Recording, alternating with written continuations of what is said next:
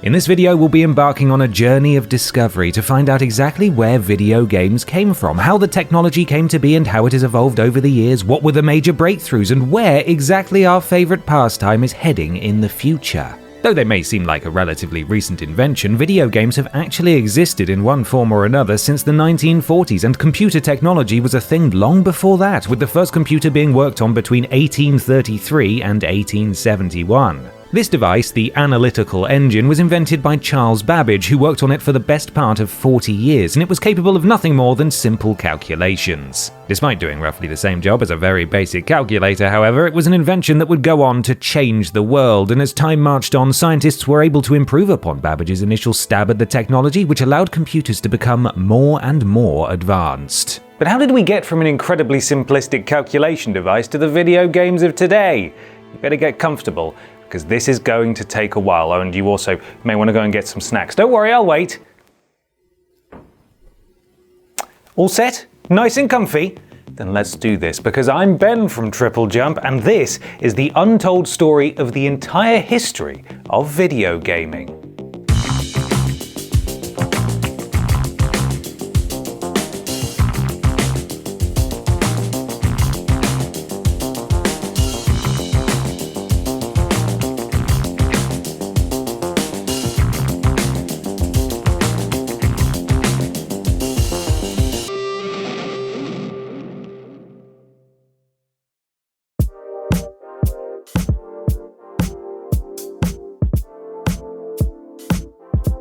Although Charles Babbage started work on the very first computer in the 1830s, it would be a very long time indeed, more than a century in fact, before his invention would be advanced enough to play games on, and even then, things were somewhat simplistic. It was the winter of 1939, the World's Fair was being held in New York, and the Westinghouse Electric Corporation was looking for new exhibits to show at the second season that would really get fairgoers talking. Their Associate Director of Research, Edward Condon, suggested building a machine that could play NIM, a strategy game that involved removing objects from a pile, with the objective being either to remove the last one or avoid removing the last one depending on which version is being played. Allegedly, Condon, a nuclear physicist and pioneer of quantum mechanics, came up with the idea whilst talking to a colleague on a lunch break, and he knew that the game could be modelled mathematically and could be expressed using the same binary notation used in Geiger counters, which are electronic devices that measure radiation, just in case you're wondering. The aim of the Nimatron, as it came to be known, wasn't to showcase any technology in particular, but simply to entertain those in attendance at the fair, and entertain them it certainly did.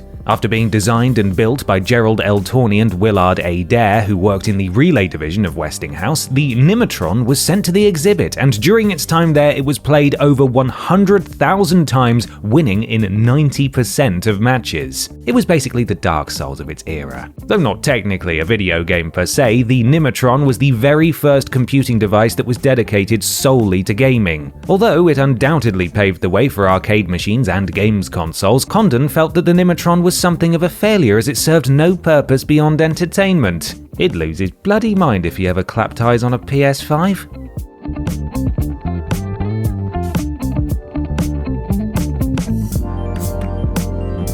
Pretty much as soon as the Nimatron made its debut at the 1939 to 1940 World's Fair, those big-brained science folks were working on ways to incorporate screens into electronic games, and it wasn't long before patents were being filed. The earliest known interactive electronic game with an electronic display was the snappily named cathode ray tube amusement device, which was invented by Thomas T. Goldsmith Jr. and Essel Ray Mann, no relation, and patented in 1948. The way the device worked was by using a cathode ray tube to project a spot on the display screen, and when the player activated a switch, the spot would trace an arc across the screen, representing the path of an artillery shell. Overlaid on the screen were plastic targets, and the aim was to defocus the beam when in range, representing the shell detonating. The device was invented by Goldsmith and Mann whilst they were working at television designer Dumont Laboratories in New Jersey, and were inspired to create the game by the radar displays used during World War II. Despite the patent being both filed and issued argued, however, the device was never actually manufactured, save for the original handmade prototype, and it's speculated that it was never intended to be a product for consumers, but instead a demonstration of what opportunities technology at the time presented.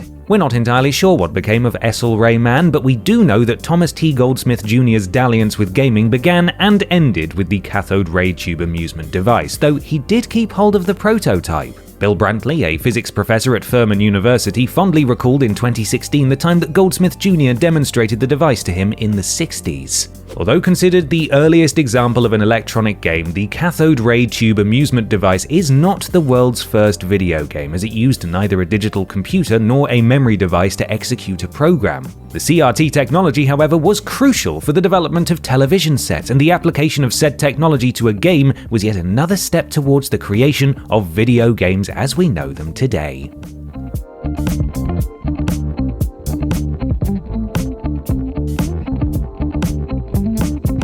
Who'd have thought we'd be nearly 1,500 words into this script before we actually started talking about video games? There is some debate amongst video game historians, and yes, such a job exists, over what the first ever video game was, and whilst some are willing to count the likes of the Nimitron and the cathode ray tube amusement device, most feel that they weren't really video games by the traditional definition of the term, and many point to Strachey's Drafts and Nought Cross Nought when asked what the first true video games were. The first of the two games, Strachey's Drafts, was programmed by English computer scientist Christopher Strachey in 1951 for the Pilot Ace, which was one of the very first computers built in the UK. Sadly, when he tried to run it for the first time in July 1951, it completely exhausted the computer's memory and failed due to a variety of errors. Undeterred by the original version's failure, Strachey transcribed the program into the operation codes for the Manchester Mark I, a machine with much more memory, and by the summer of 1952, an entire game of drafts, or checkers, could be played at, and I quote, a reasonable speed. Blimey. Meanwhile, a PhD student at the University of Cambridge by the name of Sandy Douglas was hard at work on his thesis on the subject of human-computer interaction, and as part of it, he programmed Nought Cross Nought, which simulated a game of noughts and crosses, or tic-tac-toe. These two games are the earliest known examples of games that displayed visuals on an electronic screen and used a digital computer and computer memory to function, and as such are considered to be the very first video games ever invented. By extension, because he started work on his Drafts game in 1951, Christopher Strachey is thought to be the world's first video game developer. What a cool claim to fame.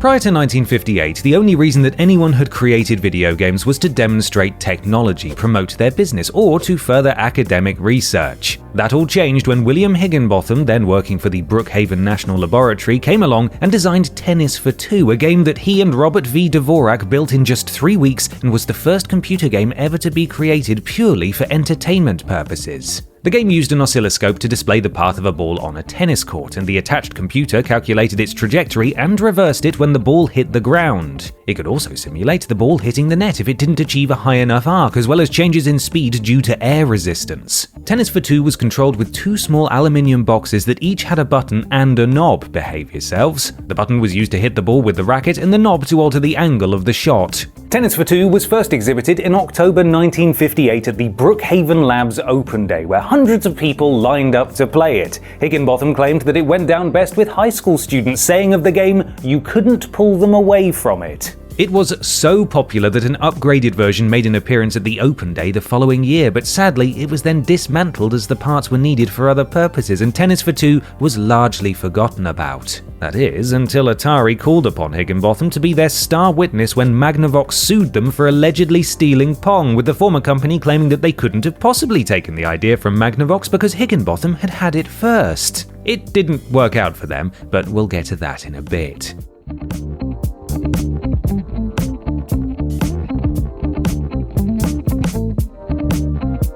It turns out that the rest of the 1950s was rather quiet on the video game front, and although computer science boffins were working on technology that undoubtedly contributed to making video games what they are today, there weren't any more significant breakthroughs until 1962, when Steve Russell, a Harvard computer scientist, and several of his colleagues created Space War. Written for the DEC PDP-1 mini-computer at the Massachusetts Institute of Technology, Space War was the very first video game that could be played on multiple different machines rather than simply being confined to the one for which it was programmed. The reason that Russell & Co. came up with Space War was because they wanted to be able to demonstrate what the new PDP-1 computer could do in a way that would be compelling. Someone else had already built a pattern-generating program for the machine, but Russell felt that this wasn't a very good demonstration of the machine's capabilities, and so he, MIT research assistant Martin Great, and Harvard research assistant Wayne Wietanen came up with the idea for Space War. The game itself was quite simplistic, certainly by today's standards. 2 spaceships, each controlled by a human player, engage in a dogfight whilst trying to maneuver around the gravity well of a star. The ships have limited weaponry and fuel, and the winner is the last ship standing. The game was a massive hit with the admittedly small computer programming crowd of the 1960s, and its public domain code was shared far and wide and ported to a number of different computer systems. Not only was Space War the first video game that could be played on different systems, but it also directly inspired the very first commercial arcade games, Galaxy Game and Computer Space, both of which debuted in 1971, as well as the likes of Atari's Asteroids, which was released in arcades in 1979 and for the Atari 2600 in 1981.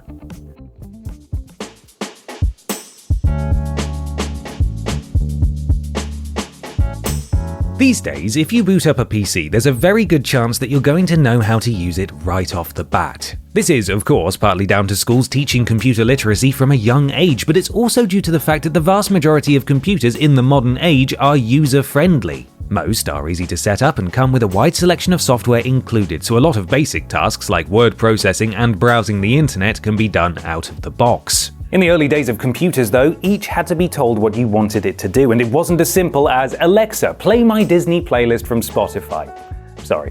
Because even getting a computer to do basic tasks was difficult, most people didn't bother with them, and it was only the boffins and nerds that used them. The thing is, computers are useful to non-nerds, so something needed to be done about the accessibility of them. Enter Smarty Pants duo John G. Kemeny and Thomas E. Kurtz of Dartmouth College. These 2 computer science wizards wanted to enable students in non-scientific fields to use computers, and so they created the Basic Programming Language, or Beginner's All-Purpose Symbolic Instruction Code, in 1964. But why am I telling you this? Well, it's a little-known fact that video games have to be programmed, and the introduction of BASIC meant that more people were able to develop simple video games, such as Mike Mayfield's Star Trek. Admittedly, BASIC is a far cry from the programming languages used for video games these days, but it introduced a whole new wave of would-be programmers to the world of computers and inspired countless creatives to develop their very own titles, and we think for that alone, John G. Kemeny and Thomas E. Kurtz deserve to be celebrated. Good job, lads.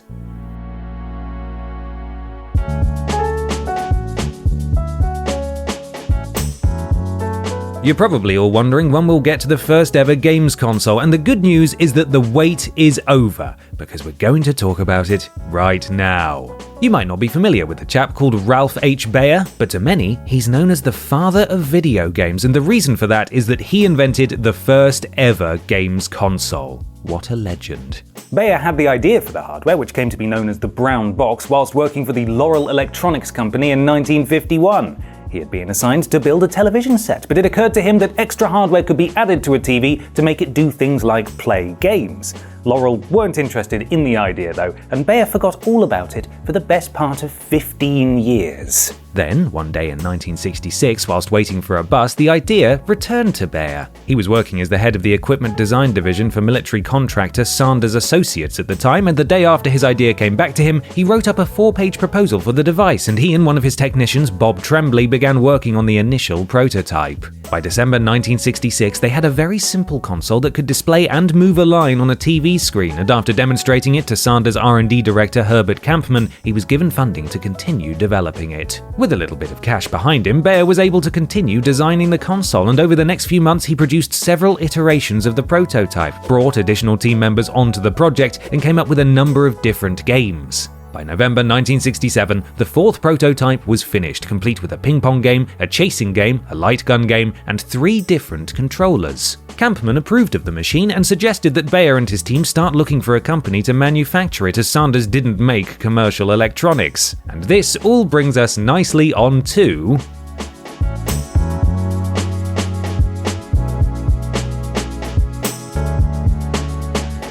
Prototype in hand, Bayer and his associates started approaching companies to take the brown box to market, starting with the Teleprompter Corporation, who had seen the prototype during a visit to Sanders and had taken an interest in it. Months and months of talks were held, but in the end, Teleprompter backed out due to cash flow problems from which Sanders were also suffering. The project was put on hold after the teleprompter deal fell through in April 1968, and it wasn't picked back up again until September of that year. It went through more iterations, ending up on its 7th by January 1969, at which point the team started filing patents. It was actually a Sanders patent attorney that recommended they look to television manufacturers, and Bayer demonstrated it to several, but only one, RCA, was interested in buying, though sadly, this deal fell through as well. As luck would have it, however, RCA executive Bill Enders moved to Magnavox shortly after the demonstration and recommended to the company that they take another look at the brown box. The response from the board was tepid for the most part, but one exec, Jerry Martin,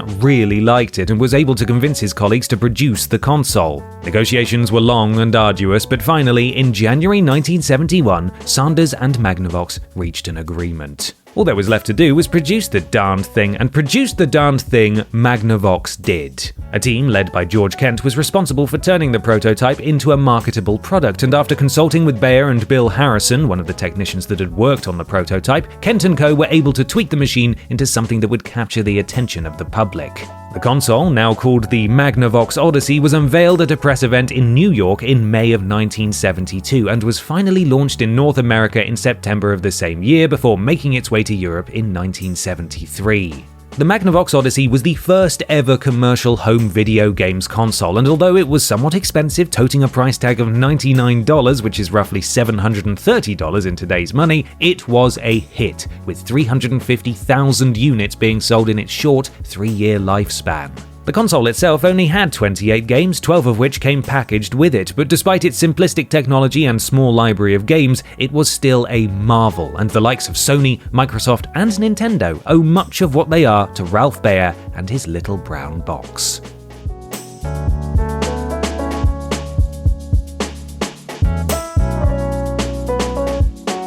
Although the brown box had been able to play a ping-pong game in 1967, it's not the most famous table tennis video game of all time. That accolade sits firmly with Pong. Pong was one of the earliest arcade cabinets, having been created by Alan Alcorn as a training exercise which had been set for him by Atari co-founder Nolan Bushnell. Upon seeing what Alcorn had created, however, Bushnell and other Atari co-founder Ted Dabney decided to manufacture the game, and in August 1972, a prototype Pong machine was installed in a bar called Andy Capp's Tavern in Sunnyvale, California. A short while after it was installed, however, the machine began acting up, and Alcorn was called out to go and fix it. Upon arriving at the bar, Alcorn found that the problem was that the coin slot was overflowing with quarters. The game was so popular that it physically couldn't handle all of the money that it was making. Following the success of the prototype, Atari decided it was time to take Pong to the masses, and throughout 1972 and 73, it was distributed worldwide. Pong was the first commercially successful video game, and by the end of 1974, over 8,000 cabinets had made their way into arcades the world over. Not only did it make a boatload of money for Atari, it inspired a plethora of imitators, and alongside the Magnavox Odyssey, it helped to establish the games industry. The firsts don't end here though. Pong was also at the center of the first ever video game lawsuit. Hooray! Indeed, Magnavox accused Atari of stealing the idea for Pong from their tennis game for the Odyssey. Unable to afford the legal fees, Atari ended up settling out of court, becoming a licensee of the Magnavox table tennis game for the low cost of $1.5 million. Yeesh. I wonder how many 25-cent games of Pong it would take to cover that. 6 million, apparently. That's quite a few.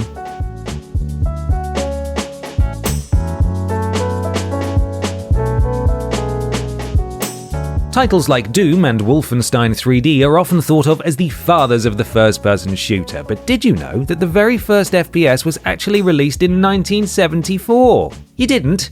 Well, you do now. Developed by high school students Steve Colley, Greg Thompson, and Howard Palmer, Maze War was a first-person shooter maze game in which players were tasked with shooting opponents in order to score points. The actual gameplay took place in, would you believe it, a maze, which was represented by a grid of spaces that form a flat plane containing walls of equal height, and although the game only came with one maze included, players could input their own, making it infinitely replayable. You could move forward or backwards one space, turn to look around yourself, and even peek around corners to see if there were any enemies around. The original game was developed by Colley, Palmer, and Thompson in 1973 whilst they were taking part in a work-study program at a NASA research center in Silicon Valley. Colley initially developed a computer program that could rotate a solid-looking cube on a screen, and the trio decided to see if they could make something fun with it. Palmer came up with the idea for a maze game, and the following day Colley came back with the first iteration of the game, which tasked players with simply finding the exit to the maze. Palmer and Thompson then expanded Maze War so that 2 players could play together using a pair of computers and a serial link cable, and they also added in the ability for players to shoot one another. Maze War's journey didn't end there though. When Thompson left school to study at MIT, he took the code for the game with him, where it was expanded upon even further. Thompson and co-worker Dave Lebling decided to recreate the game on the university's Project Mac computer system using a PDP-10 mini-computer as the server so that Maze War could support up to 8 players. The game was so popular among students that they were making accounts on the system and booking computer lab slots in the middle of the night just to play it. It even made its way out of MIT via the ARPANET, the precursor to the internet, and players could play with those not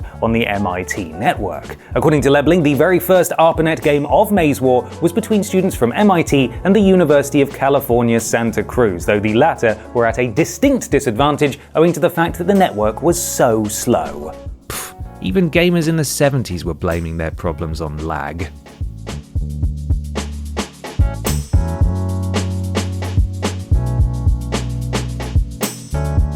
Now, by all accounts, including our own, per our Every Handheld Console Ranked video, the earliest handheld electronic games don't actually count as video game consoles. While this may well be the case, the handheld electronic games of the mid-70s are an important point on our timeline as they were the precursors to the handheld video game console, and so without them, we may never have gotten the technology to take our beloved hobby on the go. These electronic games vaguely resembled the handheld consoles we know and love today, though in an altogether more primitive sort of way, and they were only capable of playing whichever game came pre-installed on them. One of the first of these machines, or at least the first that used only solid-state electronics, was Mattel Auto Race, designed by George J. Close and manufactured and released by Mattel in 1976. The aim was to control a small car represented by a red LED using a switch to change lanes in order to avoid competitors and other obstacles. A second switch allowed the player to change gear, speeding the car up or slowing it down according to their choice. It was simple, but people loved it, and Mattel went on to adapt the machine for future games, later releasing the likes of Missile Attack, Ski Slalom, and even a Battlestar Galactica tie-in. These little devices were all well and good, but the issue was that they could only play one game and often came with a hefty price tag.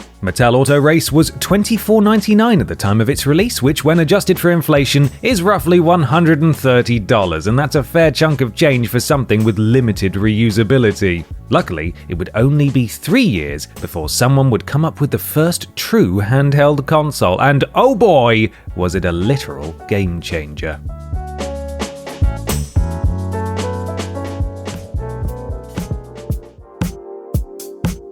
You thought we were going to talk about the first handheld console, didn't you? Well, you'll just have to put on your patience pants because we've got something else to cover first. For anyone wondering, my patience pants have dinosaurs on. Jealous? The story of the Atari 2600 is something of a bittersweet one. On the one hand, the console was wildly successful, and in its early years it practically single-handedly created the video games industry, though of course some credit for that also goes to the Magnavox Odyssey. However, a few years later it also almost single-handedly killed the very industry it helped to create. Swings and roundabouts, I suppose. Anyway, we'll start with the nice stuff and get to the bad things in a bit. By the mid-70s, Atari was hugely successful, having created a whole load of arcade games. The problem was that these games A, cost a lot of money to develop, and B, only had a limited lifespan, and as such, the company needed a new direction.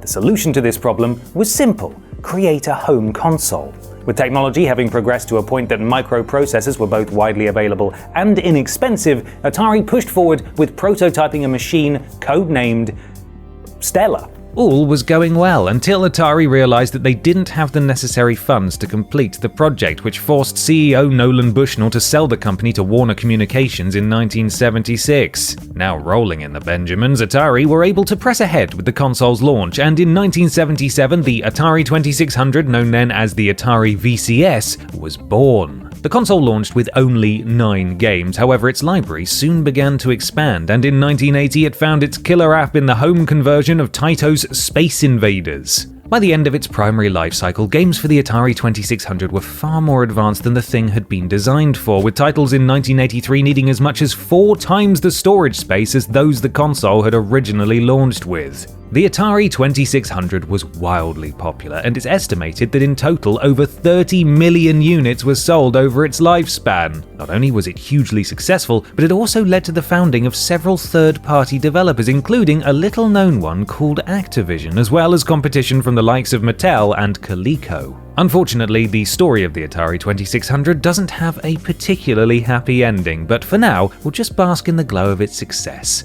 Oh, how nice.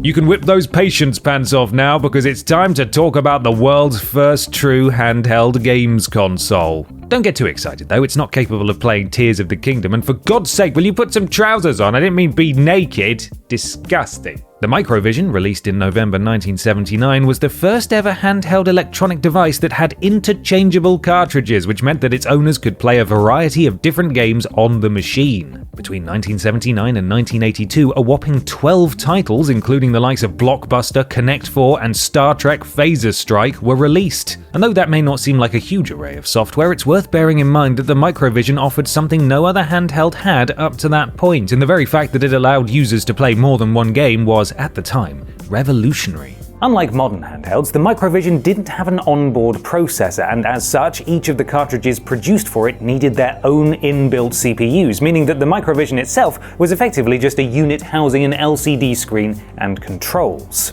Sadly, there are very few working Microvision consoles left in existence, as the device was susceptible to a number of problems, the main ones being screen rot, electrostatic discharge damage, and keypad destruction, all of which were caused by the somewhat primitive manufacturing methods used to produce the console. Like I said though, it can't play any Zelda games, so it's not like you're missing out by not having one.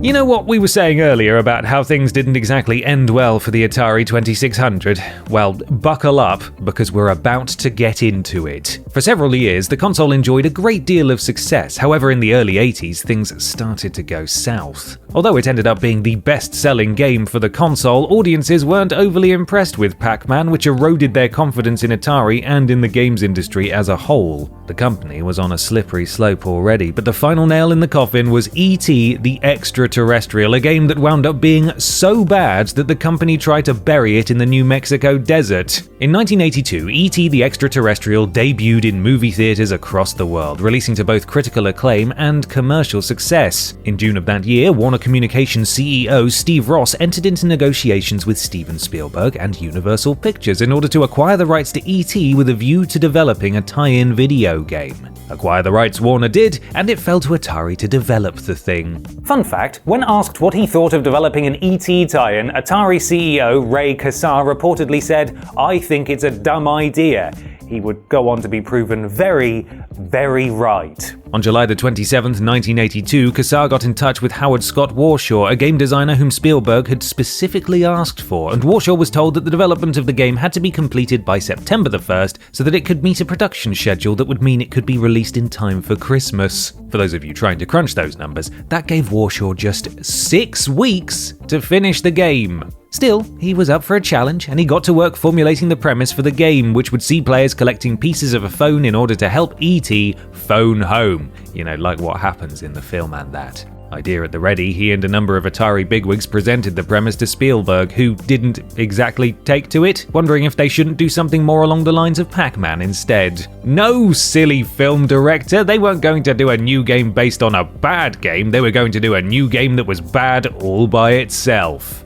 After basically dismissing Spielberg's thoughts, Warshaw plowed ahead developing his original idea, and he did indeed manage to produce an E.T. tie-in in just 6 weeks, which would have been impressive had the game not been totally flops. With absolutely no audience testing, E.T. the Extraterrestrial made it onto shelves in time for Christmas, and it actually sold fairly well, with over 2.6 million copies shifted by the end of 1982. Still, as Justin Bieber continues to prove, just because something sells well, it doesn't mean that it's any good, and the game was absolutely slated by reviewers who complained about everything from the plot and gameplay to the visuals and sound. To add insult to injury, although the game sold well initially, more than 669,000 copies were returned in the new year, and thousands upon thousands more languished in warehouses unsold. If you think that's bad, then what happened next will shock you, is what we might say if this were a clickbait video, but it's not, so I'll just tell you about it right now, although you should go on after this to watch our dedicated video on the topic. It's very good. Indeed, so ashamed were Atari by their little alien that couldn't, that they took him out to the New Mexico desert and buried him. In September 1983, multiple trucks set out from an Atari warehouse in El Paso, Texas, and made their way to Alamogordo, New Mexico, where they shed their loads into a landfill. The contents of the landfill were subsequently crushed and covered with several tons of concrete, never to be unearthed. That is, until 2014, when a film company got permission to excavate the site, and within hours of beginning the dig, they'd found the remnants of several E.T. cartridges and those of numerous other Atari games. Despite trying to literally bury the evidence of their failings, the damage was already done for Atari, and the resulting fallout was largely responsible for the video game crash of 1983. The large-scale recession, which mostly affected only North America, went on from 1983 to 1985 and was attributed to several factors, including the oversaturation of the console market, a lack of consumer interest in home consoles, and the overabundance of shovelware like Pac-Man and E.T. the Extraterrestrial. Before the crash, the market was worth over $3 billion, but by 1985 that had fallen to around $100 million, meaning that it was worth just 3% of what it had been only 2 years prior. The crash completely shook the industry and led to several once flourishing companies going bankrupt. From the ashes, however, a phoenix rose, one with a little red hat and a natty moustache.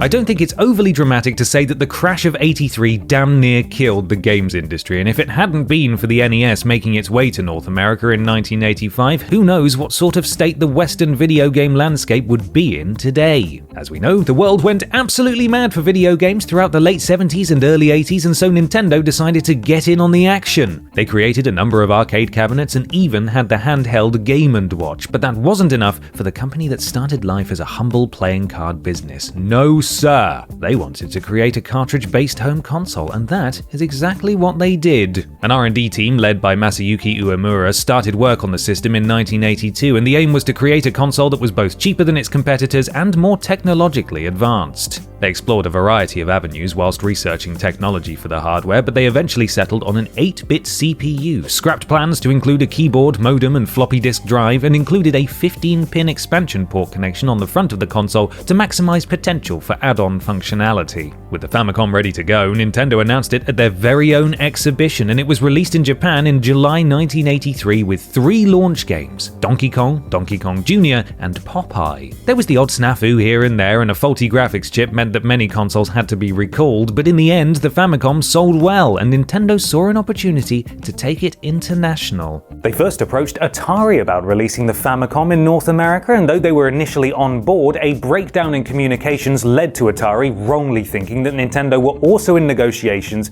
with Coleco, and by the time it was all straightened out, Atari were well and truly in the financial doo-doo. Nintendo, however, were undeterred and started looking into other ways to bring the technology to the States. It was an uncertain time for the US games industry, though. The crash had left many believing that the medium was a passing fad, and many retailers refused to stock consoles. Still, Nintendo president Hiroshi Yamauchi saw potential in the arcade market, and the Famicom was transformed into the Versus system and introduced to Americans through arcades. The system was a massive hit, and by 1985 more than 50,000 units had been sold, which not only established Nintendo as the industry leader in the North American arcade market, but proved that the Western appetite for video games was still there. Confident that they could market a home console in North America, Nintendo got to work on the system that they believed would save the industry. the Advanced Video System. You thought I was going to say the NES, didn't you? Slow down, we're not quite there just yet. Nintendo took the Famicom and redesigned it for the Western market, ditching the red and white toy-like color scheme and replacing it with a more futuristic grey, black and red look. They also changed the shape, and recognizing that Atari's issue had at least partly been the fact that they'd allowed third-party developers to run rampant, added a lockout system that meant that only Nintendo-approved software would run on the console. Confident in their prototype, Nintendo took the AVS to the Consumer Electronics Show in Las Vegas in January 1985, but whilst their booth was very popular and the attendees were impressed by the technology, the system wasn't exactly a hit. The press in America thought that Nintendo were mad for trying to introduce a new console to a practically dead market, and the AVS, sadly, never made it past the prototype phase. A lesser company might have given up at this point, but not Nintendo. They knew that Americans weren't going to respond well to a piece of technology that looked and sounded like a games console, so they changed tack. They redesigned the system so that it wouldn't look like a games console, called the cartridges game packs, the console itself the control deck, and the package as a whole an entertainment system, and thus the NES was born. The next issue Nintendo faced was how best to market their new product. Previously, games consoles were sold as electronics, but Nintendo was savvy enough to know that that wasn't going to work, so they took the very smart decision to market the NES as a toy. Fun fact, back in the 80s, toy aisles in shops were very heavily gendered, and Nintendo had to pick whether to try to sell the NES to little boys or little girls. They chose the boys, and it's because of this that video games were, and still are to an extent, seen as a pastime for the lads. Thanks, Nintendo. It's entirely your fault that our writer gets called mean names whilst playing online. Definitely nothing to do with the fact that she couldn't hit a barn door at 10 paces with a shotgun if her life depended on it. That's on you, Cat. Anyway, the battle wasn't over for Nintendo because they were still up against retailers who simply did not want to stock the NES. In response, they decided to do a test launch in New York City. A crack team of 12 Nintendo employees, nicknamed the Nintendo SWAT team, practically went door to door to get retailers on board. They demonstrated the NES in malls, advertised it over the phone, and offered a risk-free proposition to potential outlets, and after working non-stop for months, they were able to get 500 New York and New Jersey retailers on board. Over the holiday season, 90,000 NES consoles were sold in the New York area, which wasn't a huge number, but it was enough to convince Nintendo to take the console to more test markets, starting with Los Angeles, then Chicago and San Francisco, followed by another 12 areas. The NES was a hit in each of the test markets, and so in September 1986, Nintendo took the console nationwide, and by the end of that year, more than 1.1 million units had been sold. It would have been more, but they literally ran out of them. To put the NES's success into a bit of perspective, in 1986, games industry sales were about $430 million. Sales of the NES made up $310 million of that. The little grey box had done it. It had saved the games industry. From there, the NES went global, and Nintendo were established as a force to be reckoned with in the console market. Naturally, though, it wasn't long before another player entered the game.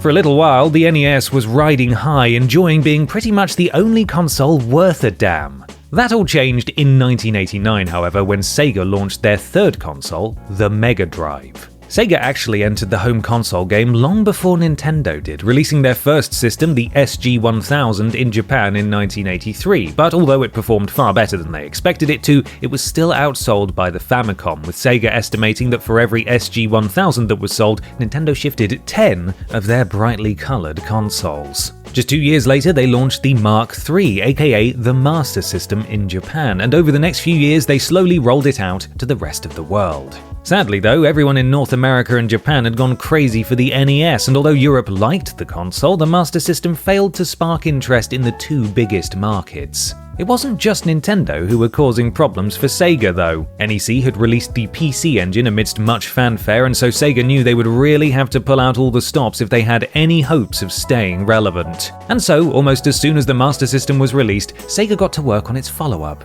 the Mega Drive. In order to keep up in an ever-advancing market, Sega knew that the Mega Drive, or Genesis if you want to get American about this, had to be something special, so they decided to incorporate a 16-bit microprocessor into the console as well as the Motorola 68000, which was to be used as the CPU. The latter decision could have spelled disaster, as the chip was very expensive and its inclusion could have driven up consumer costs significantly. However, Sega were able to negotiate a deal with the manufacturer for ordering the chips in bulk, and they were able to secure them for roughly 1/10 of their normal price. It was a gamble, to be sure. If the console didn't take off, they'd have 300,000 useless chips on their hands. Thankfully, when the Mega Drive released in Japan in October 1988, it sold out in just 2 days, though in its first year, only 400,000 units were shipped and the console was unable to outsell the Famicom. Still, the Mega Drive had done well enough for Sega to take it to the rest of the world, so they set their sights on North America. It was going to be a tough nut to crack as Nintendo dominated the console market there, so they initially approached Atari CEO Jack Tramiel with the intent of partnering with a languishing company. Tramiel turned Sega down, however, and so they decided that they'd bring the console to the States themselves, using the dormant Sega of America branch. Former Atari Entertainment Electronics Division President Michael Katz was named CEO of Sega of America, and he formulated a two-pronged approach for the Mega Drive's launch. Firstly, knowing that Nintendo held the rights to every arcade game and their dog, he came up with the idea to pay celebrities such as Arnold Palmer, Joe Montana, and Michael Jackson so that Sega could use their names in the titles of their video games. And secondly, he started the console war. Sega knew that in order to sell Mega Drives, they would need to hammer home to consumers that the console was better, from a technical spec standpoint at least, than its competitors. With a 16-bit processor under the hood, the Mega Drive had arcade-like capabilities, something which the NES didn't boast. Rather than simply pointing this out, however, Sega took the opportunity to both make themselves look good and slander the competition, plastering slogans such as "Genesis does what Nintendo don't" all over the console's advertising campaigns. So, did it work? Well, no. Not really. By the mid-1990s, only 500,000 Mega Drives had been sold in the US, and the release of Super Mario Bros. 3 in February 1990 didn't help much either. Sega needed a hero, a little blue spiky hero. With the Mega Drive flagging, Sega president Hayao Nakayama knew that the best way to challenge Nintendo was to come up with a mascot that would rival Mario, and the company's artists got to work coming up with a character. It was Naoto Oshima who came up with the winning design, a little-known hedgehog by the name of Sonic. Around the same time, Michael Katz was fired and a new CEO, Tom Kalinske, was brought on board, and Sega revamped their advertising approach. Instead of trying to appeal to small children, as Nintendo had done for the NES and were also doing for the launch of the SNES, Sega decided that teenagers and young adults were their target audience, and so they began trying to sell to them instead. The console war raged on throughout the early 90s, with Sega and Nintendo constantly trying to one-up each other, and it wasn't until 1995 that the first console war came to an end. Sega might not have been the winner overall, with the Mega Drive selling 35 million units versus the SNES's 49 million, but what they did was challenge Nintendo's market lead and put an end to their monopoly, and for a while, they were the market leaders. So, at least there's that. If you want to learn much more about Sega's approach during this console war, then why not go and check out the What Went Wrong with the Sega Saturn video that's available on the channel right now.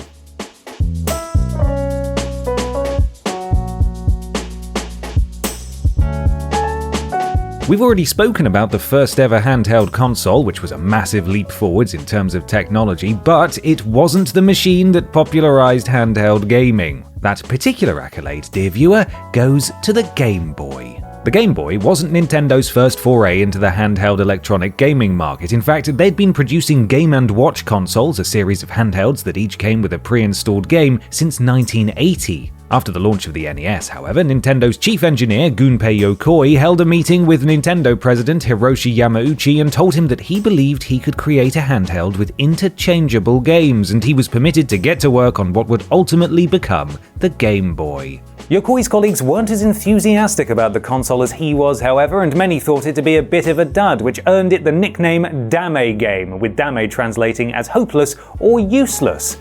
Lol, got him. Regardless of what other Nintendo staff thought, Yokoi pressed ahead, and by 1987 a prototype Game Boy was ready to be revealed, and it was exhibited at multiple trade shows before finally releasing in Japan in April 1989. Yamauchi believed the company had a hit on their hands and estimated that 25 million units would be sold in the 3 years following the launch of the Game Boy, a claim that was considered somewhat bold. 6 different titles were available for the Game Boy, with different games debuting in different regions. In Japan, the Game Boy launched alongside Alleyway, Baseball, Super Mario Land, and Yakuman. Players in the States didn't get Yakuman, but they did get to enjoy tennis and Tetris, and European players got neither tennis nor Yakuman. Just as Yamauchi had predicted, the Game Boy was a huge success, with its entire stock of 300,000 units selling out within 2 weeks of its Japanese release. It wasn't as technologically advanced as the likes of the Sega Game Gear and the Atari Lynx, but it had the edge in 2 areas. 1, it had a much longer battery life, meaning that players wouldn't constantly be losing power or forking out for more AA's, and 2, it was slightly cheaper. By the end of their life cycles, the Game Boy and its successor, the Game Boy Color, had sold over 118 million units, making them the 4th best-selling consoles, handheld or otherwise, of all time. It might not have been the first or the best, but the Game Boy brought handheld gaming to the masses, and anyone who likes to take their favorite pastime on the go has this little grey box to thank.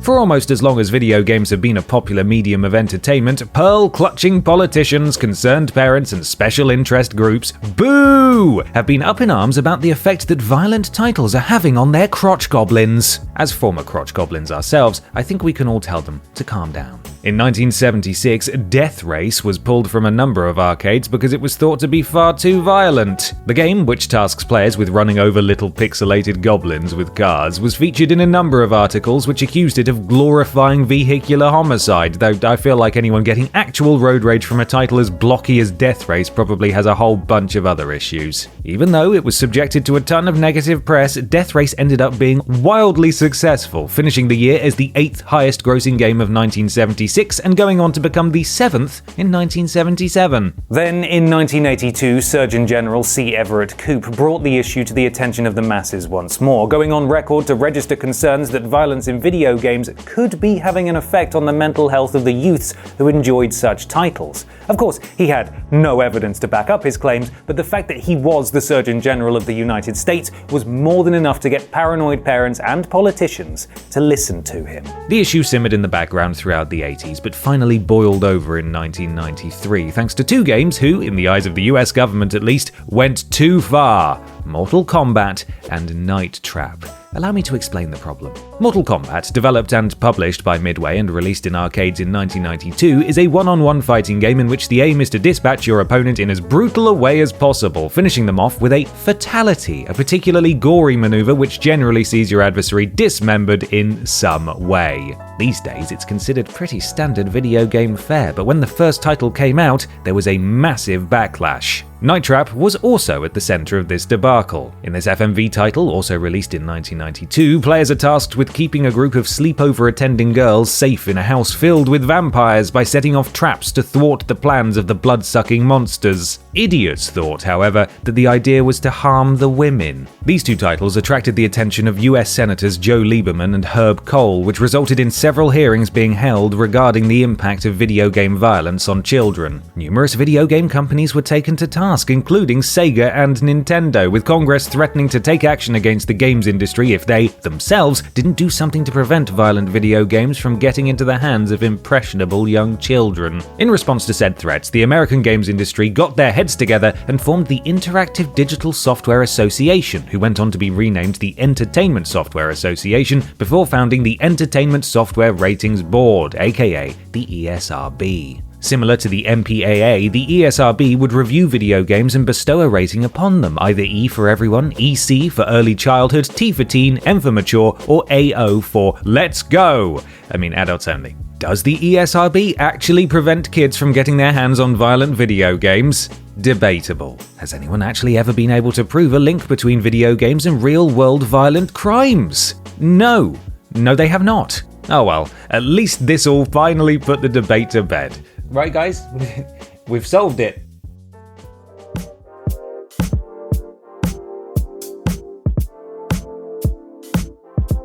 Breaking up sucks. There's no way around it. No matter how amicable things are, there's always a ton of stuff to sort out. Everyone ends up taking a side and loads of arguments will ensue about who gets to keep the bust of Neil Buchanan you bought when you both had a few drinks. Oftentimes, though, breaking up can be a good thing, and out of all of the rubbish stuff comes something great. Perhaps a more fulfilling relationship, a new hobby, or the discovery that that thing you thought you couldn't do without your ex, it's actually much better now that you're doing it by yourself. Now, oh come on, mine's out of the gutter, you filthy lot. We're talking about the PlayStation. To truly get the full picture when it comes to the creation of the PlayStation, we need to go all the way back to 1988, back when Sony and Nintendo were working together in mostly blissful harmony. Sony had provided a sound processor for the SNES, and the established working relationship had led the two companies to get their heads together to create a CD-ROM add-on for the console, which was tentatively titled the SNES CD, or the PlayStation with a space. However, Sony didn't just want to be those guys that made a peripheral for the SNES. No, sir, they wanted to crack the hardware market themselves, and they began dreaming up plans for a Sony-branded console that would also be SNES compatible. Despite there being plans to unveil the PlayStation with a space at the 1991 Consumer Electronics Show in Las Vegas, Nintendo president Hiroshi Yamauchi was growing more and more concerned about the contents of the contract between Sony and Nintendo, realizing that it effectively gave Sony all of the rights to any games written on the SNES CD-ROM format. So, he did what any level-headed person would do and binned off the deal without telling Sony. Bit rude, but fine. Naturally, Sony were not happy bunnies. Not only had Nintendo basically ghosted them, but it was later revealed that they'd immediately jetted off to Amsterdam to talk with Philips about a plan with them, breaking one of the unwritten laws of Japanese business: you don't turn your back on your countrymen. It was basically the equivalent of waking up one morning to find your boyfriend has blocked your number, only to later see he's gone on a romantic getaway with one of your arch nemesis. Nemesis?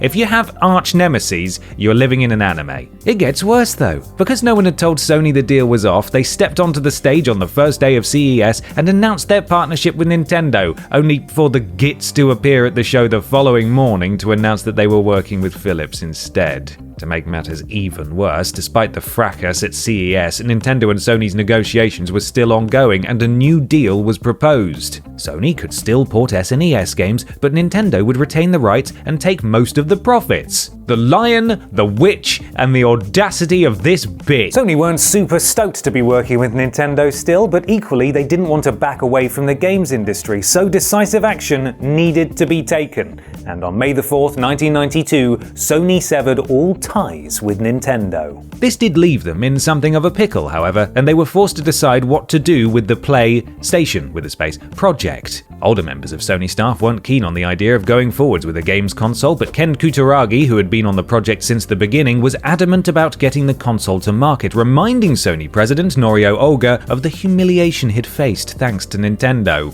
It turns out that Kutaragi had been working on a CD-ROM-based console in secret, and with Olga's backing, he and 9 of his team members pressed ahead with the console's development, aiming to create something with immersive 3D graphics. The result was the PlayStation with no space, a console that changed the industry and put Sony on the video game map. Within the first day of going on sale in Japan, the PlayStation had sold 100,000 units, and within 6 months the figure had skyrocketed to over 2 million. But it was its North American reveal that lives in infamy. At E3 1995, both Sega and Sony presented their consoles, the Saturn and the PlayStation, to eager expo goers. Sega did their best to sell their console, which had outsold the PlayStation in Japan in 1994, revealing that it was being released immediately and came with a price tag of $399. Then Sony's head of development, Steve Race, took to the stage where he uttered those immortal words. $299. The audience went wild. Several highly anticipated games were showcased, including Tekken and Wipeout, and Michael Jackson even showed up. The PlayStation was all that anyone could talk about, and the numbers prove it, with the PlayStation outselling the Saturn by more than 10-1. Plus, as if to really stick it to Nintendo, almost 70 million more PlayStations were sold than Nintendo 64s. Talk about a comeback.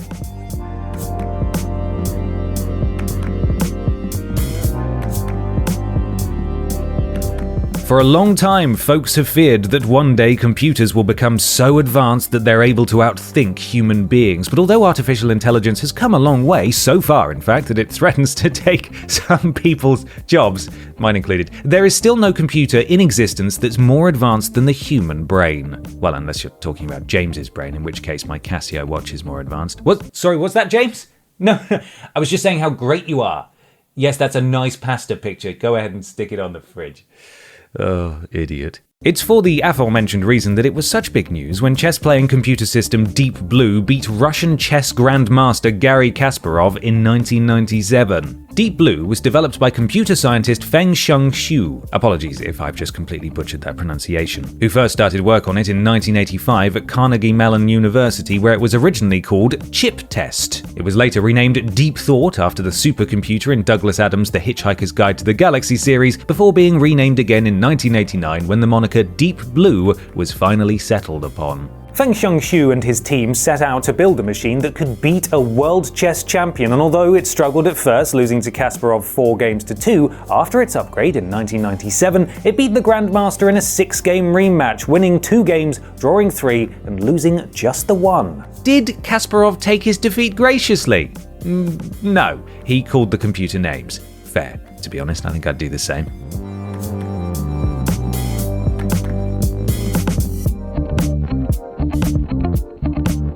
These days, the ability to play video games online with friends is the standard, and I think gamers would be very upset if a console released that didn't allow them to play their favourite titles with their pals over the internet. However, things weren't always that way, and for the longest time, the only way to play with your mates was to physically go to a friend's house, and either lug your console along with you or hope they'd got a second controller. It was hard times, but we somehow survived it. Everything changed, however, with the launch of the Dreamcast in 1999, which was the first ever video game console to feature a built-in modem that allowed owners to access the internet and play online with their friends. The company was convinced to include the modem by Chinese economist and future Sega.com CEO Brad Huang. Not everyone was into the idea though, and many of Sega chairman Isao Okawa's staff opposed the move due to concerns it would inflate the production costs too greatly, as the modem itself added an extra $15 of hardware to each unit. Alongside the Dreamcast, Sega also launched Dreamcast, the Dream Arena, and SegaNet, which allowed players to game online in Japan, Europe, and the United States respectively. Now, I would really love to tell you that the gamble paid off and the Dreamcast sold millions upon millions of units, but sadly, it ended up being the worst-selling console of the 4 big hitters in the 6th generation, being outsold by the Xbox by almost 3-1 and the PS2 by almost 17-1. Still, at least it gets the claim to fame of being the first console to come with built-in online play capabilities, which might not pay the bills, but hopefully it brings Sega some comfort.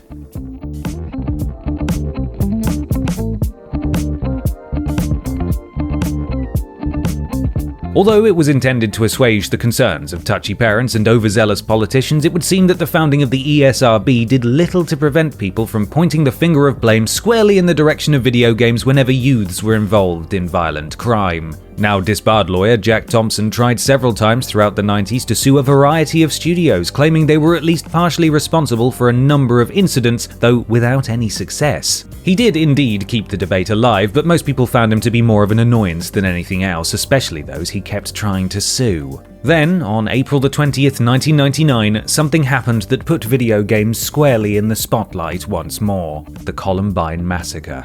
The day started for the students and teachers of the Columbine High School in Colorado much like any other. The kids arrived in the morning, met with their friends, and classes went ahead as planned.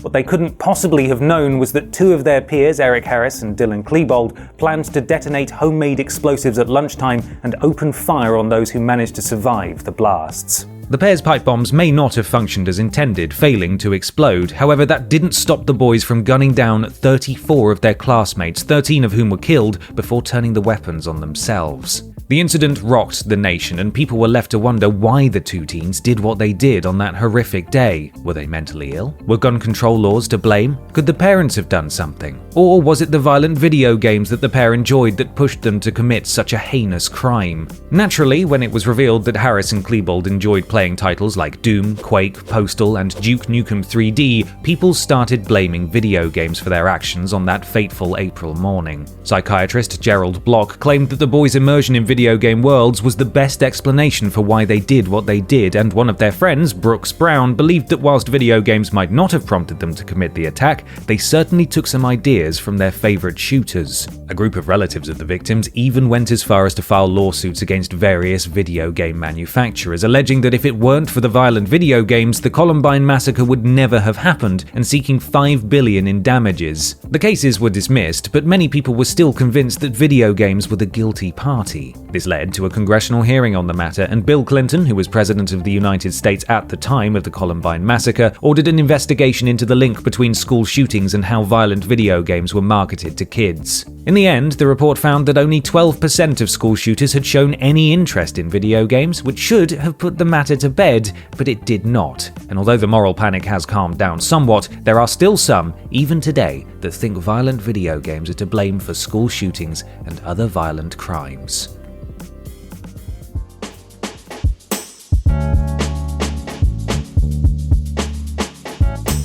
By the turn of the millennium, gamers already had a number of options when it came to consoles. Sega fans, all 4 of them, you know what, sorry Sega fans, you've been through enough. Got the Dreamcast. Sony had given the world the PlayStation in 1995 and launched the PS2 in 2000, and those who preferred things a bit more family-focused had the Nintendo 64. As such, it was perhaps a bit of a gamble on Microsoft's part to enter the console war when they did, but thankfully, their risk was a calculated one. As you probably know, for years and years Microsoft produced PCs, but with the rise of consoles throughout the 90s, they came to realize that the humble PC was under threat, and that consumers might start turning to consoles as their primary devices for living room entertainment. The solution? Start producing your own console, of course. Before the announcement of the PS2, Bill Gates came to recognize that Microsoft needed to get their foot in the console door, as it were, and so he approached Sony CEO Nobuyuki Ide to see if the company were interested in letting Microsoft develop programming software for their consoles.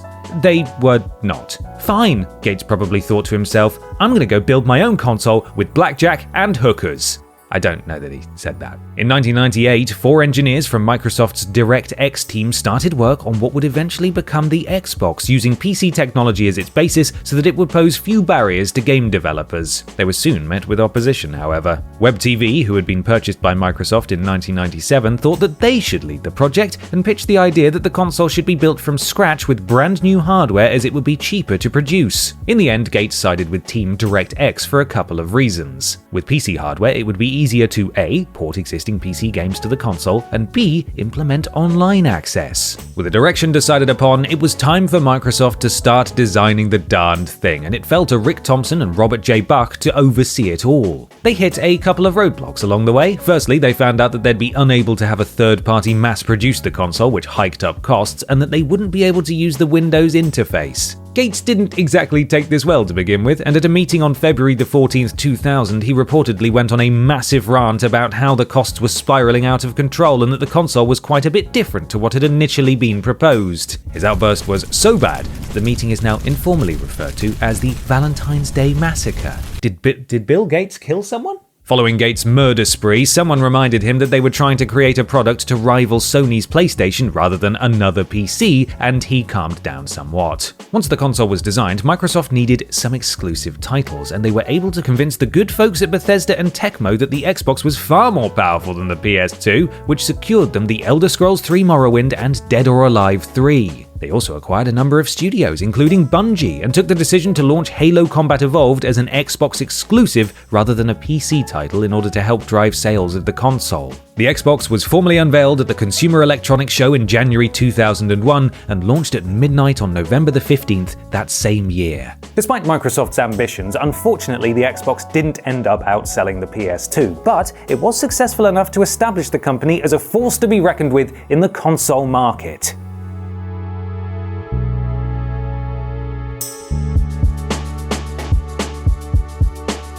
In In the very earliest days of video games, the only way to get a title onto your computer system was to program it yourself. Then, as technology advanced, studios began putting video games onto cartridges that players could purchase from their friendly local video game retailer. In the 90s, CD-ROMs became popular, and Sega even dabbled with downloadable content with their Sega Channel offering, which allowed players to access Mega Drive games online for a fee. Although it was a step towards being able to play titles as soon as you wanted to, ultimately it didn't really take off, mostly because it was really, really expensive. So, prior to the turn of the millennium, if you wanted to play a video game you didn't already own, you'd either have to trudge all the way to the shops and hope they had it in stock, order it and wait for it to arrive through the post, or beg your parents to fork out a small fortune for Sega Channel. Change was needed. We wanted our games now, damn it, not in 3 to 5 business days. Enter Steam, the video game digital distribution service that launched in September 2003. Now, admittedly, when Steam first launched, it was nothing like the Steam we know and love today. In fact, all it did was allow Valve to easily deliver updates and patches to their own games. They didn't actually start offering digital downloads until November 2004, the very first being Half-Life 2, but even then, the platform only had Valve games on it. Then, in 2005, Steam really changed the game, as Valve began drawing up contracts with third-party developers which allowed them to use Steam as a distribution platform. Suddenly, PC gamers had a huge library of games available to purchase, completely changing the way that they bought video games. A number of imitators have sprung up over the years, but Steam will always be the first and is still, arguably, the best.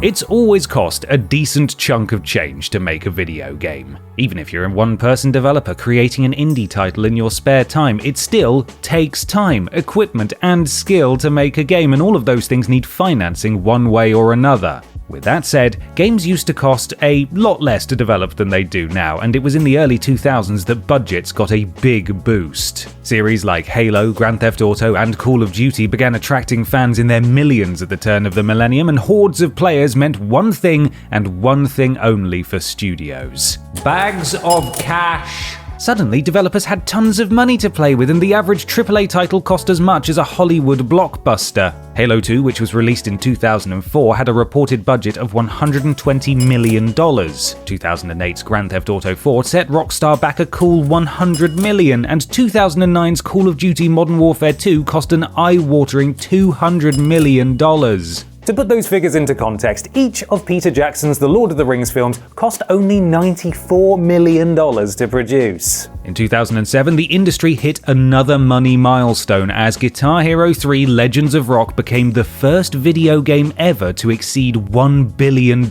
in sales, which was massive news at the time, as it proved to the world that games had the potential to gross just as much as, if not more than, the biggest Hollywood movies. Since then, budgets and profits have continued to skyrocket, with the likes of Cyberpunk 2077 and the as-yet unreleased Star Citizen setting studios back figures in the region of $500 million. In fact, the games industry has grown so big that it now makes more money than both the film and music industries combined, which really isn't bad going.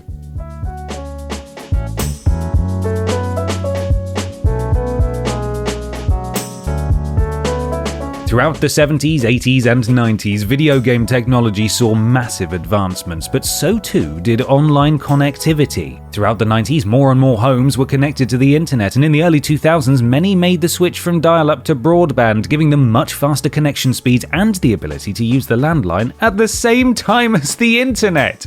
Finally! PCs also came on in leaps and bounds throughout the 90s, and as such, players got to enjoy much more advanced video games. The natural progression here was, of course, for better internet connectivity and more powerful computers to join forces and give birth to a marvel, the MMO, or massively multiplayer online game, if you want to get serious about this. The earliest MMOs were developed in the 1980s, though the 80s definition of massive was a far cry from what we know today. The first commercial MMO was a roguelike called Island of Kesmai, which debuted in 1985 and could be played via CompuServe for the low price of $12 per hour. Bear in mind, this was almost 40 years ago, and so, adjusted for inflation, the game cost players over $34 per hour to play in today's money. Plus, it could only host 100 people at a time. The first MMO with graphics was 1991's Neverwinter Night, an adaptation of Advanced Dungeons & Dragons which ran until 1997, but again, it cost a lot to play. $6 per hour at the time, or $13.50 if adjusted for inflation.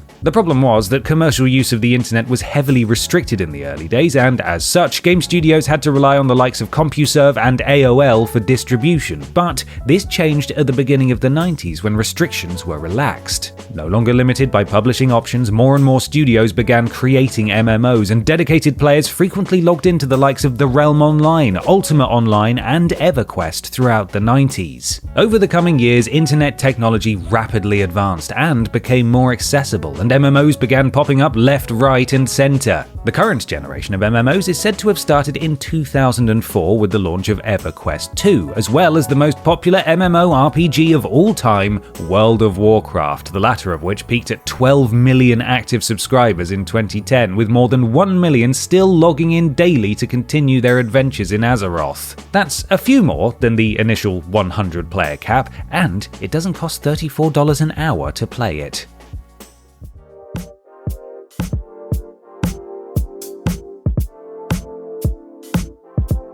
For the longest time, games consoles spent their lives tucked away in the untidy, stinky bedrooms of teenage boys, never to be touched by anyone else in the family. All of that changed in 2006, however, with the launch of the Nintendo Wii. Unlike the other consoles of the 7th generation, the USP of the Wii was not its processing power, but the fact that it utilized motion controls. These were hit and miss in places, but they helped to get folks into gaming who would never previously have given the hobby a go, as they were incredibly accessible, with the likes of Wii Sports being so simple to get to grips with that everyone from tiny tots to grandma and grandpa could get in on the fun. Nintendo's decision to focus on a novel way to play rather than computational power wasn't just good for getting the console out of sweaty bedrooms and into the living room, it also made it more accessible from a financial standpoint. The console itself was quite a bit cheaper than its competitors, setting consumers back just $249 compared to the Xbox 360, which was $299 or $399 depending on which model you chose, and the PS3, which debuted at an eye-watering $499 for the 20GB console and a heart-attack-inducing $599 for the 60GB version.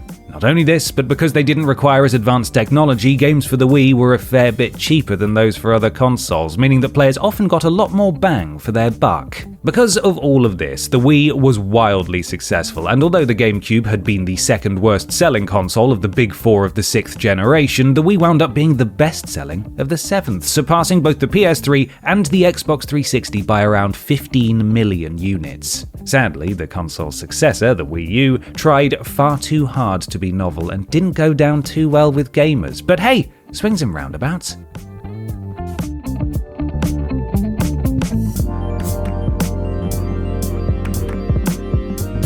We here at Team TripleJump have, over the years, frequently shared our distaste for mobile games, mostly because the vast majority of them are utter tosh that exist solely for the purpose of making money. Now don't get us wrong, we know that our favourite video games would never make it to market if their studios didn't suspect they were going to make some cash, but at least they don't make it quite as obvious. There was a time, however, when mobile games were actually alright. You'd pay a couple of quid to download a pocket-sized title and you'd be able to slice flying fruit with a katana whilst you waited for the bus, and it was all thanks to the launch of the App Store. Now to be clear, the App Store didn't invent mobile games. In fact, there have been games on phones almost as long as they've had screens. The Nokia 6110, which launched in 1997, came with Snake, a simple game where the player guides the titular reptile around the screen using 4 number keys in order to munch dots and try not to crash into itself. And in 1999, NTT Docomo launched iMode in Japan, which allowed people to download games onto their phones. The phenomenon of being able to add games to a phone didn't take off in a big way though until the Apple Store came along in 2008. Alongside the iPhone 3G, Apple released a software development kit that could be used to inexpensively create apps for the iPhone, and game devs took this as an opportunity to start making games for the device. When the App Store launched, there were just 500 apps available to download, but 6 months later, there were over 15,000. Of course, not all of these apps were games, but games did enjoy a huge amount of success on the App Store. Titles like Tap Tap Revenge, Trism, and Bejeweled were some of the first to become successful on the App Store, and it wasn't long before other mobile manufacturers had created similar propositions, with Google introducing the Play Store, then known as the Android market, and Microsoft the Windows Phone Store in 2008 and 2010 respectively. Practically overnight, a whole new type of gamer, the casual mobile gamer, was born, and since the launch of the App Store, mobile developers have enjoyed a huge amount of success. Jury's out on whether or not most of them deserve it, but oh well.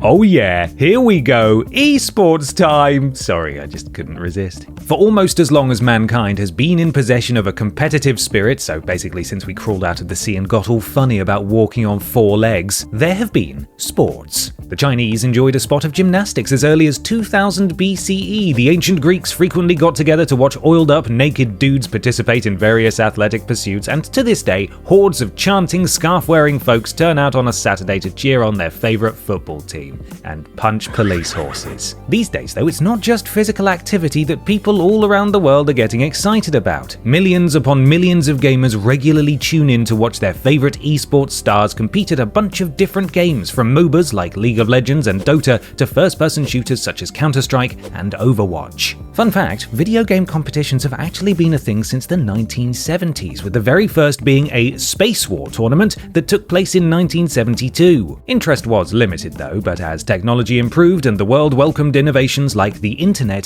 esports gained traction, and in the 2010s, it really exploded. In the year 2000, there were about 10 esports tournaments in existence, but just a decade later, that number had grown to over 250. Prize pots have also grown exponentially, with winners of big tournaments frequently taking home cash sums in the millions of dollars. The vast majority of credit for the rise of esports goes to Twitch, as fans no longer need to seek out niche satellite channels in order to get their electronic sports fix. They can simply pop onto their favourite streaming site and enjoy all of the action free of charge. With tournaments continuing to draw huge crowds and a dedicated centre having been built in Santa Ana, California in 2015, whether or not you agree that esports are real sports, it would seem that they're here to stay.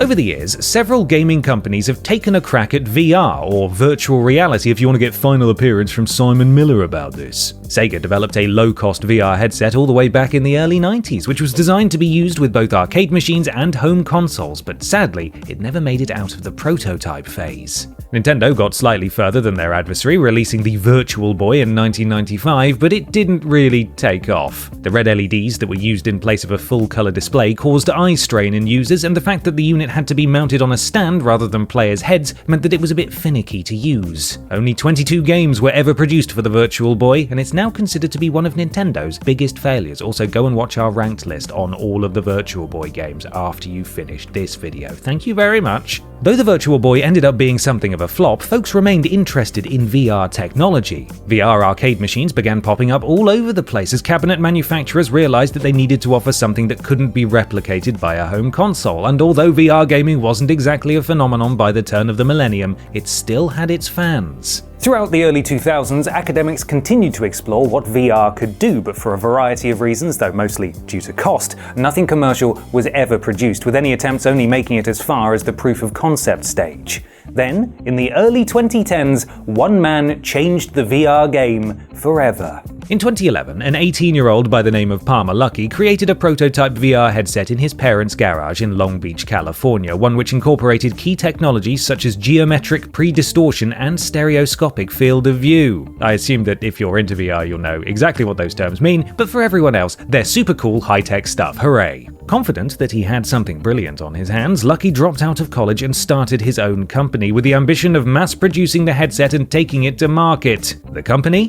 Microsoft. Microsoft. Just joking, it was Oculus VR, of course. Around the same time, John Carmack, one of the founders of id Software, was conducting research into VR technology, which led Lucky to lend him a prototype Oculus Rift. Carmack was massively impressed with the hardware and wrote a public review in which he called it by far the most immersive HMD he had used. Glowing praise indeed. id Software appeared at E3 2012 and demonstrated their games running on the Oculus Rift, announcing that Doom 3 BFG Edition would be compatible with the headset. In August 2012, Lucky launched a Kickstarter campaign for the Rift with the intention of funding kit that could be shipped to developers so that they could begin integrating the device into their games. The crowdfunding effort was a success, and in March 2013, the Rift DK1 was released, but it would be another 3 years before an Oculus headset would make its way to consumers. Following the success of the DK1 and DK2 prototypes, Oculus VR, which had by this point been bought by Facebook, announced in January 2016 that the Rift would be releasing to consumers in March of the same year. Whilst it wasn't exactly cheap, setting players back an eye-watering $599 upon launch, and had some pretty beefy system requirements, it still made history as it was the first consumer-ready VR headset to hit the market. Since the release of the Rift, Oculus VR, now known as Reality Labs, have released several more VR headsets, perhaps the most noteworthy being the Quest series. Unlike the Rift, which required a PC in order to function, the Quest works as a console all by itself. Games can be downloaded directly to the headset from the Meta store without needing to hook the hardware up to a PC, making it far more accessible to those who don't own a high-spec gaming computer. With that said, if you are lucky enough to own such a piece of equipment, the Quest can be connected to it, giving players access to a much larger library of titles.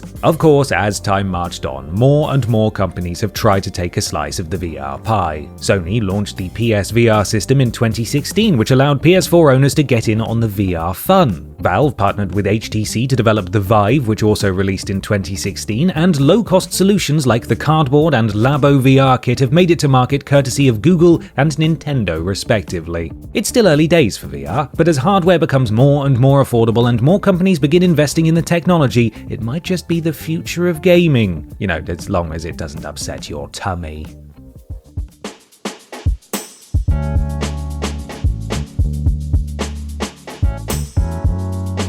Do you remember 2016, the year that a whole bunch of celebrities and that gorilla died and everyone thought that things couldn't get any worse? It's like 2020 heard about it and was like, hold my beer. For myriad reasons, 2020 was just awful. Politicians were doing a load of shady stuff, worse shady than normal, that is. Millions of people got very, very sick and many lost their lives, and we were all confined to our homes in order to try and prevent ourselves and others from catching anything. The reason for all of this? The COVID-19 pandemic. In early 2020, a flu-like infection began spreading across the world. At first, many assumed that it was just a bad cold, but as it reached more and more countries and reports began flooding in of the disease taking people's lives, the reality hit home. Governments all over the world started imposing restrictions on socializing, and most people were subjected to some kind of lockdown. Here in the UK, we were under lockdown, then we weren't, then were, then weren't, then sort of, then we had to eat out Rishi Sunak. It was all a confusing time, to say the least. It was a strange time for the games industry as well, as the pandemic had a variety of knock-on effects.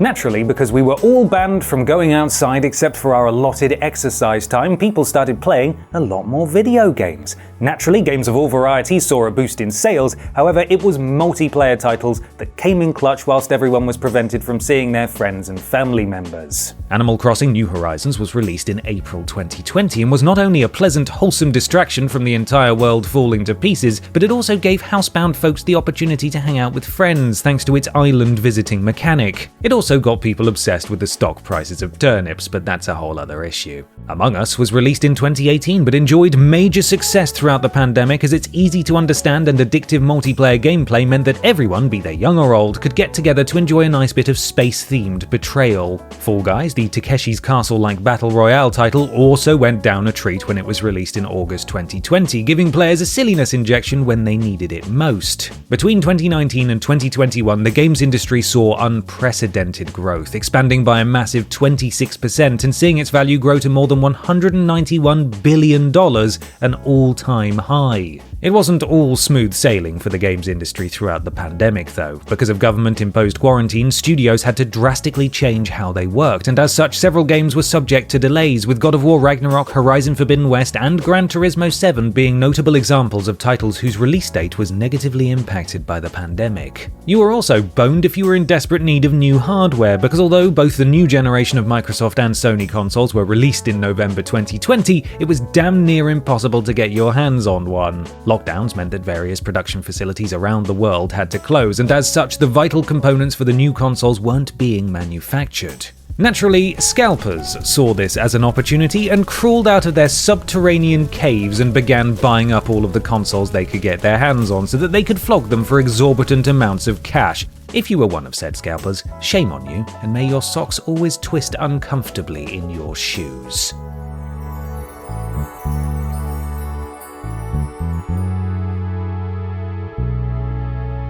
Over the course of this incredibly long video, we've taken a look back at all of the major events that have helped to shape the games industry into what it is today. But what state is the industry in today? Well, the second console war rages ever on, with the PlayStation 5 and Xbox Series vying for supremacy whilst the Nintendo Switch sits in the corner playing on its phone and the PC watches the whole debacle like a citizen of the Capitol during the Hunger Games. A variety of social movements have meant that companies are now more than ever being held accountable for creating untenable working environments, but although some changes have been made, a number of employees of major game studios are still reporting being subjected to crunch, hostile management practices, and worse. Essentially, there's a long way to go, but it's a start. Massive bonus that Bobby Kotick has finally stepped down from Activision Blizzard. Hooray!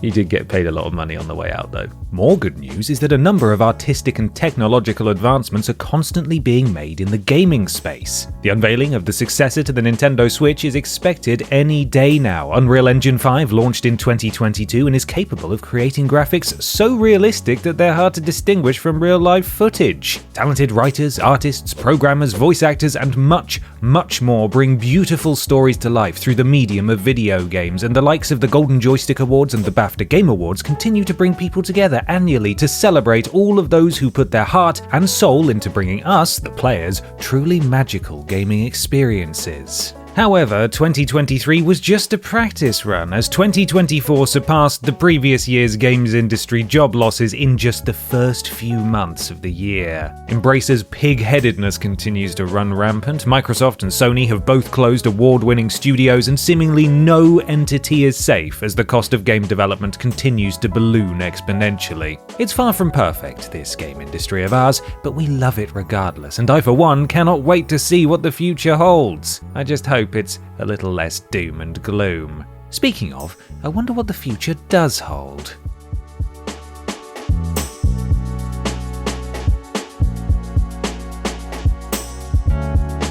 Naturally, I'm not clairvoyant. I'm Ben Potter. So I can't tell you exactly what the future holds for the world of video games, but there are some hints floating about that give us a clue as to where the industry might be headed. First, we can't talk about the future without talking about AI. This rapidly evolving technology has been utilized by studios for years to take controls of NPCs and procedurally generate levels, and it's becoming smarter and smarter. As it stands, AI doesn't have the power to create entire games from scratch, but it could be leveraged to write dialogue and create artwork. The downside, of course, is that AI can't actually create anything completely new. It can only remix what's been fed into it, and often what's fed into it isn't ethically sourced, as the original artists aren't compensated. VR and AR also have the potential to impact the industry in a big way. At the moment, VR technology is still relatively inaccessible to the masses, as the equipment needed for it is expensive and somewhat cumbersome. No doubt in the future, however, boffins will find ways to make VR a more comfortable, affordable experience, and with several VR social experiences popping up here, there, and everywhere, it's possible that VR will change not just how we game, but how we interact with others as well. As for AR, Pokemon Go proved in 2016 that players have an appetite for the technology as long as it's leveraged in the right way. Several companies are working on AR glasses, so I doubt it will be long before you don't even need a phone in your hand to experience the world in an augmented way. As internet connections get faster and faster, cloud gaming may become more and more prevalent. What this means for players is that they don't need super expensive PCs or consoles with more processing power than God in order to play the latest games. They just need a fast, reliable internet connection, as all of the hard work is being done by someone else's machine. Both Sony and Microsoft have already rolled out cloud gaming services, and Microsoft say that over 20 million players have already embraced the idea, so it's likely that it's here to stay and will only grow more popular as time marches on. Platform exclusives may soon go the way of the dodo, with Sony increasingly porting older titles to PC and awarding the accolade of fastest-selling PlayStation game in the company's history to Helldivers 2 when it dropped on PS5 and PC day one in early 2024.